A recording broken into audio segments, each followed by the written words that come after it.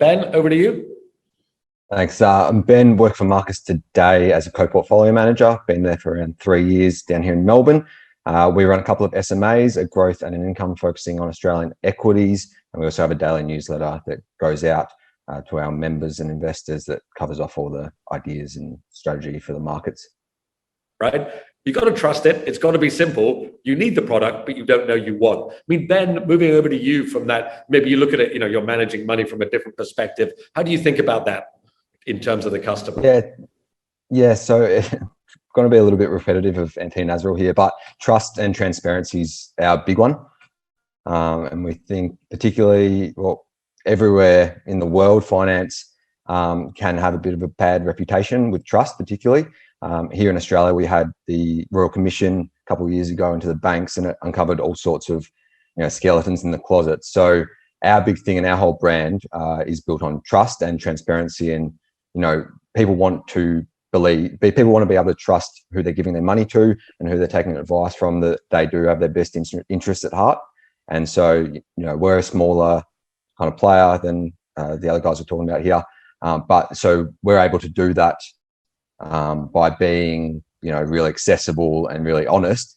And the challenge and where digital comes in for us is really as we grow and being able to keep that that touch of the clients as we get bigger.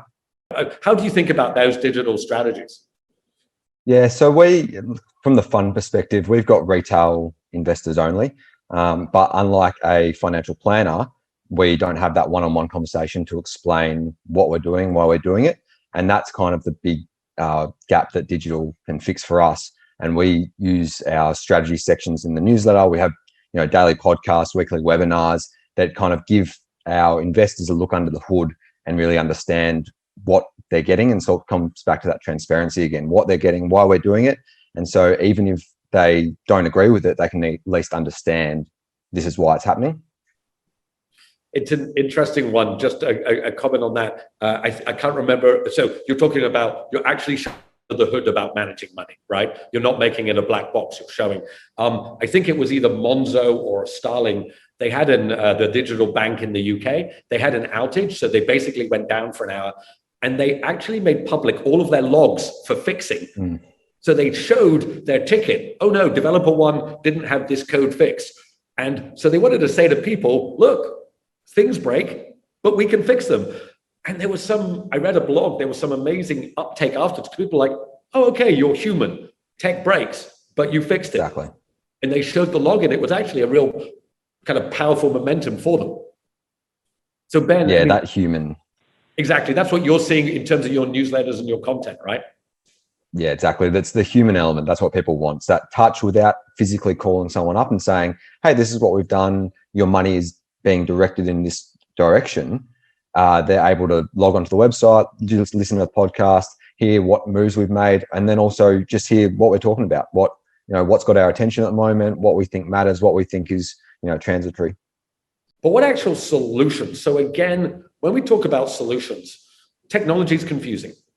What do you actually use? I mean, Ben was talking about using content and webinars and stuff, but what actual solutions are you using here? And maybe Ben, we'll start with you. You mentioned some, but maybe to talk, because we do get a lot of people saying, okay, how do I do this? What's the solutions? What do I go out and do? Do I just launch a website? How do I do this? Any thoughts on that, Ben?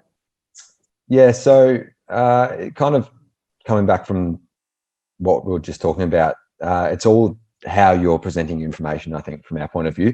So a couple of years ago, every piece of information, every piece of communication we wanted to put out to our members was either through an email or posted online on our website. Whereas nowadays we've got those webinars, podcasts, and we've also utilizing social media, and we've got discussion groups which allow members to ask us the questions directly because we monitor them, we'll answer them, and then also interact with each other. And so you might be, we have members that are in Perth and members in Melbourne, other sides of the country, but they can actually connect and talk about investments and talk about strategy, talk about products they like to use or don't like to use. And it just kind of increases the financial literacy and the investment literacy of all our members. And then it also helps them be able to utilize us better. How would you, as we wrap up in a minute or two, how would you summarize, look, we've really been talking around this digital area. You've talked a lot about transparency, looking under the hood. it's surprising. Again, what we found out is while everybody needs to go digital, every financial institution, most people are still very early stages and they're looking for advice. They're looking for people to tell them who are on that journey, what should we do? So how would you, if you were talking to other financial institutions out there who are trying to kind of just up their digital game and understand their customers, how would you, what's kind of the best 1 minute takeaway you would give them? I think it's all about just trial and error and not thinking that you've had a great idea and so people will come to you and they'll mold themselves to fit your idea because you think it's great. If you don't get the results, then try something new. And try something new. It might be, yeah, like we talked about, podcasts, webinars, social media groups. You know, maybe that isn't it, and maybe there's a solution coming that we don't even know of now. But just being prepared to be agile and thinking on your feet and open to new ideas, I think is going to be a good way to, you know, let investors and let the public in. Interestingly, that's a great point, Ben. When I started Bamboo, we met a firm, I won't name them, one of the world's largest banks. They were being very brave. They said, we're going to launch a robo-advisor every month. And if the customers double month on month, we'll keep it in 3 months. And after 3 months, it doubles, we'll shut it. And they literally were launching like one every month. One for old people, one for young people, one for college students, one in this colors, one in that. And they literally said, if the users double month on month, we'll keep doing it. If they don't, and it seemed to work. Like it seemed pretty reckless to do it, but you know, they did it in small bits. So basically what you're saying, they assumed they didn't know what the answer was and they just kept doubling at that.